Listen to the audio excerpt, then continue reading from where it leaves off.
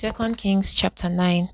And Elisha the prophet called one of the children of the prophet and said unto him, Gird up thy loins, and take this box of oil in thine hand, and go to Ramoth Gilead. And when thou comest thither, look out there Jehu the son of Jehoshaphat, the son of Nimshi, and go in, and make him arise up from among his brethren, and carry him to an inner chamber. Then take the box of oil, and pour it on his head, and say, Thus saith the Lord, I have anointed the king over Israel. Then open the door, and flee, and tarry not. So the young man, even the young man the prophet, went to Ramoth Gilead. And when he came, behold, the captains of the host were sitting. And he said, I have an errand to thee, O captain. And Jehu said, Unto which of all us? And he said, To thee, O captain. And he arose and went into the house, and he poured the oil on his head, and said unto him, Thus saith the Lord God of Israel, I have anointed thee king over the people of the Lord, even over Israel. And thou shalt smite the house of Ahab thy master, that I may avenge the blood of my servants the prophets, and the blood of all the servants of the Lord at the hand of Jezebel. For the whole house of Ahab shall perish, and I will cut off from Ahab him that pisseth against the wall, and him that is shut up and left in Israel. And I will make the house of Ahab like the house of Jeroboam the son of Nebat, and like the house of Baasha the son of Ahijah. And the dog shall eat Jezebel in the portion of Jezreel, and there shall be none to bury her.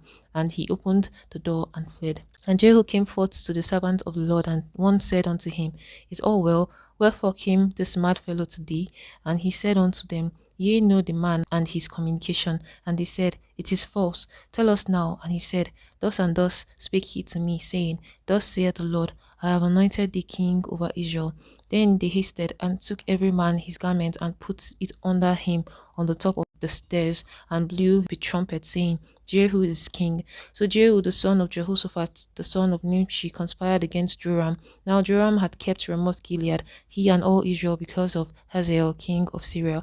But Joram was returned to be healed in Jezreel of the wounds which the Syrians had given him, when he fought with Hazael king of Syria.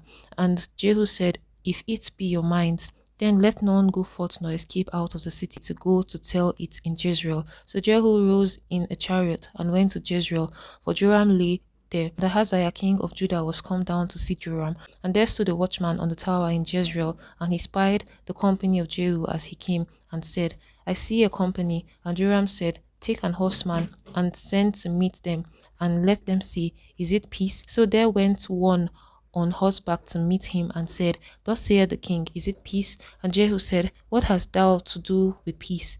Turn thee behind me. And the watchman told, saying, The messenger came to them, but he cometh not again.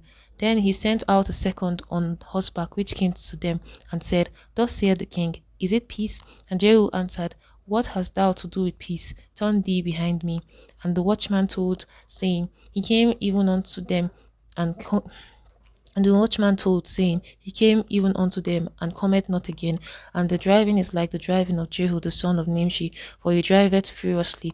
And Joram said, Make ready. And his chariot was made ready. And Joram king of Israel and Ahaziah king of Judah went out, each in his chariot. And they went out against Jehu, and met him in the portion of Naboth the Jezreelites. And it came to pass, when Joram saw Jehu, that he said, Is it peace, Jehu? And he answered, What peace, so long as the whoredom of thy mother Jezebel and her witchcrafts are so many? And Joram turned his hand and fled, and said to Ahaziah, There is treachery, O Ahaziah. And Jehu drew a bow with his full strength, and smote Jeroboam between his arms, and the arrow went out at his heart, and he sunk down in his chariot. Then said Jehu to Bidkar his captain, Take up and cast him in portion of the field of Naboth the Jezreelite. For remember how that when I and thou rode together after Ahab his father, the Lord laid this burden upon him.